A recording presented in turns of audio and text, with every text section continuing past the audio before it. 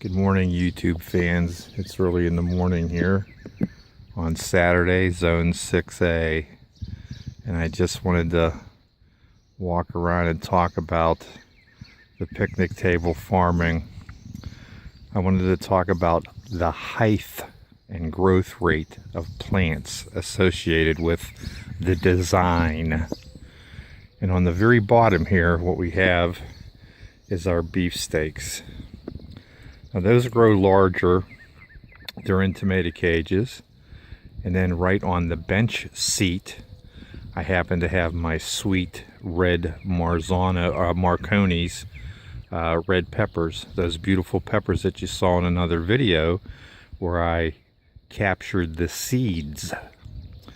Up on the top of the table, the very top of the picnic table, we have on the corners, because this is, I like to have flowers for the pollinators. So we have some dwarf nasturtiums, which has an edible flower. We have some lettuce, some COS Paris Island. We have some butter crunch. We have some black-seeded Simpson.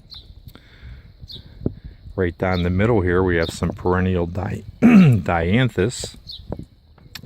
On the other side of this particular picnic table, this is only one table, allows you to grow 5 times the amount of plants minimum, since you really have 7 lanes. You have one on the bottom, one on the bench seat, you have 3 on the top of the table, and the same on the other side. So here we also have some beefsteaks. And in each one of my pots that are popping up, you can see the dwarf nasturtiums, which I happen to get from Baker Creek Seed. So a shout out to those guys. And then we have our permanent placed number 5 pots, field pots, with the heavy duty tomato cages stuck right through the bottom of the pot so that they don't move. Over on this center table, which was the original picnic table, it's a little larger than the ones that I purchased at Lowe's, and a shout out to Lowe's. We've got red onion, we've got regular white onion, we have red beets, we have some celery, we have white onion, we have red and white cabbage. Again, we've got 5 times the amount of grow space, and I just watered these. It took me only a half an hour to water everything thoroughly. And in here we also have some mint, we have some red beets, we have some beautiful ruby red lettuce, which is popping up, we have some mint, some curled parsley, we got some iceberg lettuce, we've got some red Detroit red radishes, and again we have some onions. Over on our other picnic table here at the base, what we have are some large red cherry tomatoes, and then interspersed we have some broccoli and some cauliflower and some iceberg lettuce. I have a couple baby grapevines that I've stuck on the table. Again, some nasturtiums, some of those beautiful purple petunias, some red dianthus,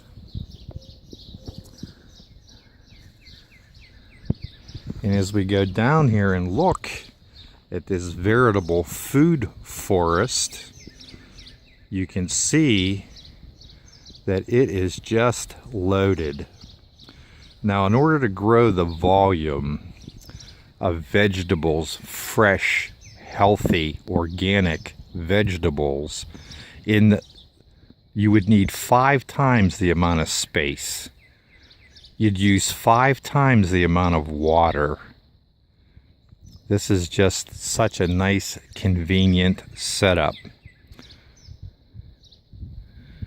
We've got the grape arbor that needs a pruning here because it's getting a little out of hand already. But I just wanted to show the absolute efficiency and beauty of the picnic table farming concept. I actually wanted to walk around and show. This is a pretty original concept.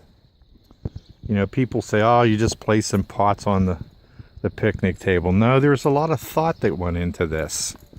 And as you can see, this is staggered up. That's just one. Go over here, and there's another one. There's my hummingbird feeders. And again, the nasturtiums, the dwarfs. Again, down here we have some more tomato plants. This is my rose garden here.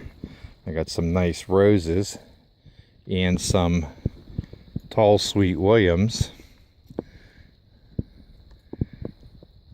Got some more tomato plants, and I see that the chipmunk has ruined one of my tomato plants by planting the whirlybirds. I lost one of my bonsai cherry trees. I'm not happy at all about that. And you can see what looks like allium, but that's not allium. That's chives that have just grown there forever and ever. And then over here, flanking the picnic table area, is the perpetual strawberry with the Honeycrisp apple tree. So this is quite a elaborate, well thought out, very efficient food forest. There is a lot of food being grown here, an awful lot. Very efficient, permanent grow station. This is all set up. This is how it's going to be. All you can do is just rotate the types and heights and widths and growing season, how long things take. You know, you can get several crops of radishes. You know, you can do several lettuces depending on how you plant them. Staggered planting. And I just wanted to share some of those thoughts here. I'm going to brave through here, through the bushes. Hope that's not too shaky. I just love these purple petunias. They are just so vibrant. Just love them. And I have hidden here my bird bath where the birds come and they get a drink of water.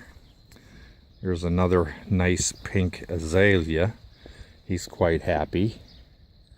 If anyone hasn't seen the pictures that I posted on Facebook of my red rhodie, that thing is just amazing. I'm going to walk down here, and what I've done here is I've laid out a flower bed that's going to border my trellis garden, and I brought up several flats of French Petite and dwarf sweet williams. So we're going to plant this out today. And again, see, here's that chipmunk. He went down in there and he planted at the root, killed one of my cucumbers. Fortunately, I have more. And you have to remember, this is zone 6A. People can say what they wish about the mulching of the pots, but it gives off heat and it keeps the pots from drying out. So when you water them, you can maybe water them every other day rather than daily. Here's another one of the pink rhodies. And I do want to walk over here and just show you how beautiful this hybrid azalea is. I've tried to clone him several times, but this is just such a lovely azalea. It just looks like pink roses, and it is just loaded. It's happy. He's happy he's there.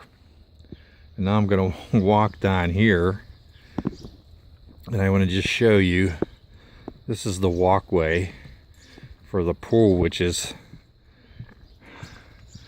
nestled in there and surrounded by trees. And then over here you can get to see the beautiful red azalea, flanked by some ferns, nice apple tree, and we'll go back up this way. So it's quite a setup. It's very efficient, keeps me busy, it's healthy. I get a lot of pleasure out of seeing the blooms.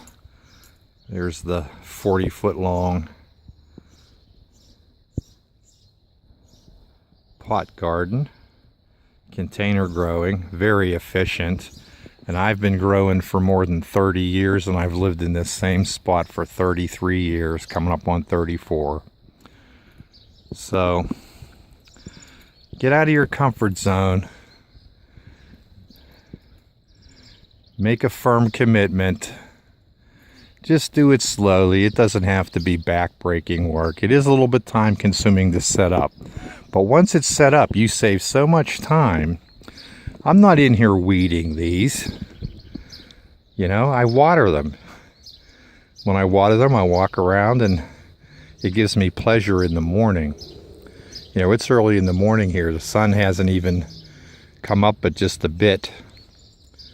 And I come out here and know that I'm not going to go hungry.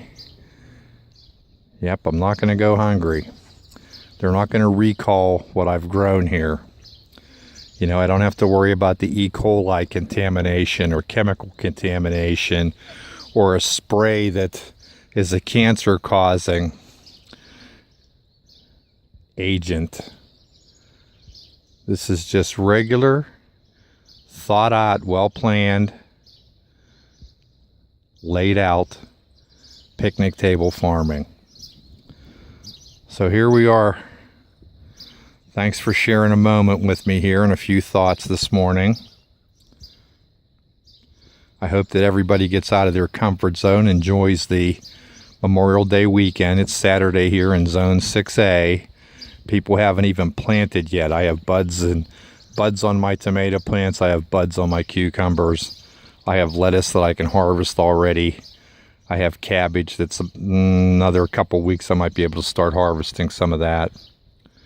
I have strawberries that are coming out everywhere.